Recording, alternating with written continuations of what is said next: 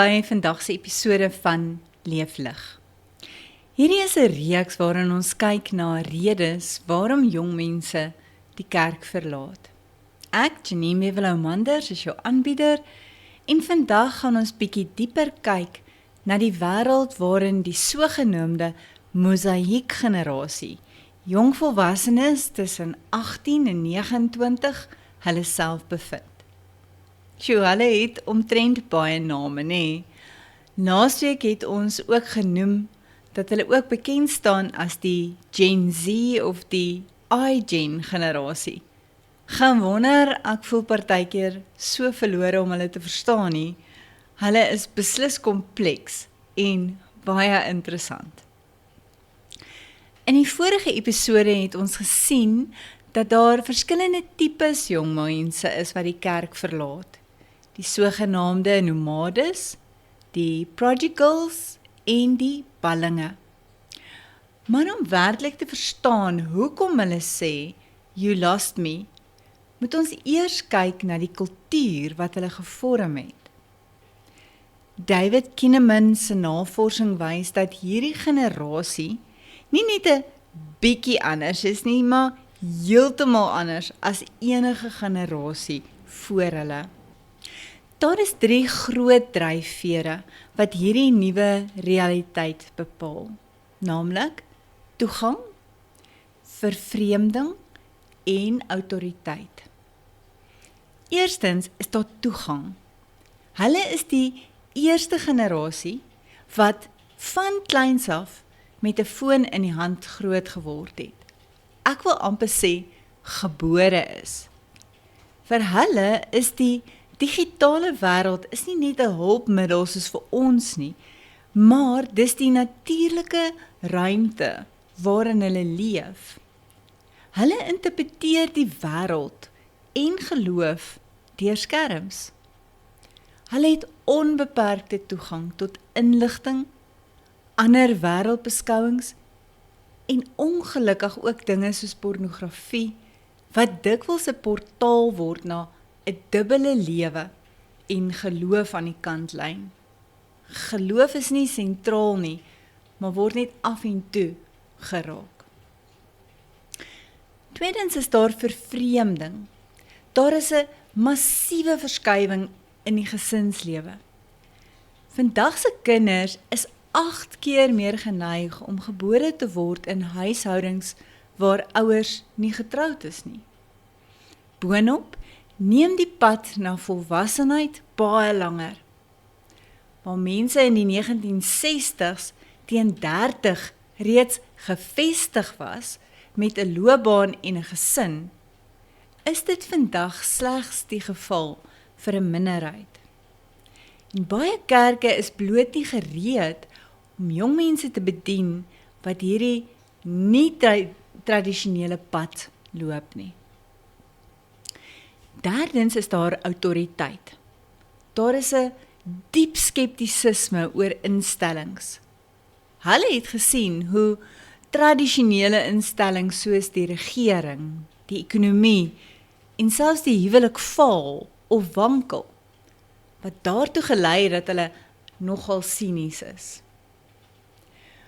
Hoewel baie jong Christene steeds die Bybel as belangrik beskou, is die generasie as geheel baie meer skepties oor die betroubaarheid en die eksklusiwiteit daarvan. Die bronne dui op 'n massiewe daling in die invloed en die persepsie van Christelike leiers. Allerlei skandale binne in die kerk die afgelope klompie jare het 'n groot impak gehad op hulle vertroue in die motiewe van kerkleiers. In 'n digitale wêreld waar almal 'n platform het, sukkel jong mense om te onderskei wat waar is. Omdat almal aanlyn 'n sogenaamde kenner is, skep jong mense dikwels hulle eie weergawe van waarheid wat vir hulle persoonlik sin maak. Nou dit bring ons dan by die eerste van die 6 redes waarom jong mense die kerk verlaat. Hulle ervaar die kerk as oorbeskermend. Navorsing wys dat baie jong mense voel die kerk veroordeel alles buite sy mure. Ons sit vandag met wat ons noem die helikopterkultuur.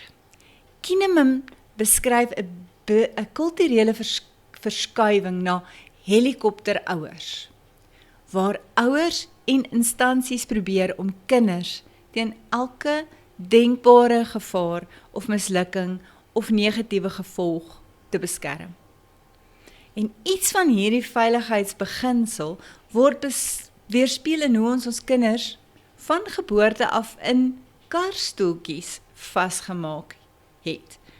In vorige dekades, 'n karstoeltjie was net 'n opgradering. In later jare het dit 'n vereiste geword vir sekuriteit en veiligheid. Ons generasies moes maar op die agterste sitplek rondval. Nou, ek weet ek oordryf nou net so bietjie, maar ek probeer net my punt maak. Dink ook aan hoe ons praat. Ons kom dit regtig nie meer eers agter nie. Ons praat die heeltyd en sê, veilig wees, versigtig ry, moenie alleen in die donker loop nie, pas op jou drankie by 'n kuier dat hy nie gespike word nie, sluit die deure, onthou die alarm, sit jou live location aan en ek hou jou dop op Live 360. En weet, hierdie obsessie met veiligheid het oorgespoel na die kerk, wat dikwels probeer om jong mense in 'n borrel te hou, weg van die hitte en die skerp kante van die lewe. Jong mense wat in die kerk groot geword het, voel dikwels dat die kerk die wêreld demoniseer. Met ander woorde, alles buite die kerk word as kategories sleg of gevaarlik uitgebeeld. Daar is 'n oormatige vrees vir moderne flieks, musiek en videospeletjies. Ek moet erken, ek trek ook my gesig en rol my oë, want die flieks is vir my vreemd. Flieks soos Avatar en Stranger Things en Walking Dead is vreemde goed.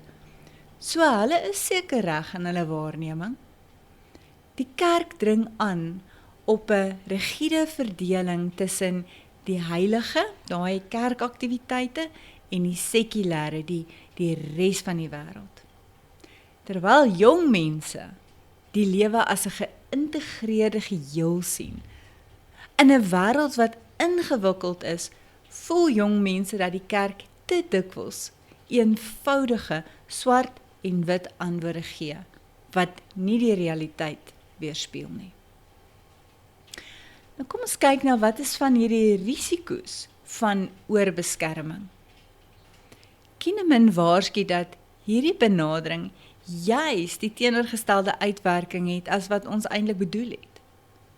Omdat die tipe Christendom wat aangebied word, veilig in aanhalingstekens en vervelig voel, soek jong mense opwinding in gevaarlike plekke, soos dwelms, pornografie of uiterste risikogedrag.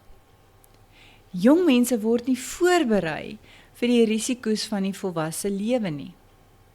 Hulle sukkel om finansiële onafhanklikheid te bereik of besluite oor huwelike en loopbane te neem omdat hulle nooit geleer het hoe om met risiko of mislukking om te gaan nie. Baie jong mense is so bang om die verkeerde besluit te neem of buite God se wil te stap, dat hulle in 'n toestand van permanente onsekerheid leef. Die kerk verloor ook baie keer sy beste kunstenaars en musikante, omdat hulle voel hulle gawes word verstik of nie verwelkom in die sogenaamde Christelike ghetto of omgewing nie. So wat is dan die oplossing? Die bronne stel voor dat die kerk moet wegskuif van vrees en beheer na onderskeidingsvermoë.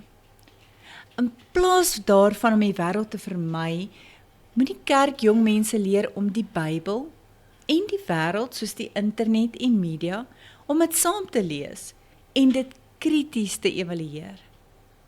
Die kerk, ouers, moet jong mense leer dat Christus heers oor elke vierkante sentimeter van die menslike bestaan, insluitende wetenskap, kuns en besigheid. Ouers en leiers moet die moed hê om jong mense toe te laat om risiko's vir die koninkryk van God te neem, selfs al beteken dit hulle kan seer kry of selfs foute maak. Ten slotte, die model van Daniël. Kahneman gebruik Daniël in Babylon as die ideale voorbeeld. Daniël was volledig in 'n vreemde, heidense kultuur geplaas, maar sy verbintenis tot heiligheid en sy uitnemendheid in sy beroep het hom invloed gegee, sonder dat hy sy geloof prysgegee het. Die uitdaging vir die kerk is om jong mense voor te berei vir hulle eie Daniël oomblikke in die moderne wêreld. Dankie dat jy ingeskakel het. Ek hoop hierdie gee jou iets om oor na te dink tot volgende keer. Dit sal wonderlik wees as jy jong mense in jou kerk of in jou huis het, dat jy dit bietjie met hulle bespreek en met hulle daaroor praat en dit by hulle klank en hulle opinie ook daaroor kry. Onthou om te subscribe op my YouTube kanaal by Janine Bevelou Manders, sodat jy nie iets mis nie. Tot volgende keer. Kom ons leef lig en word saam kerkslim.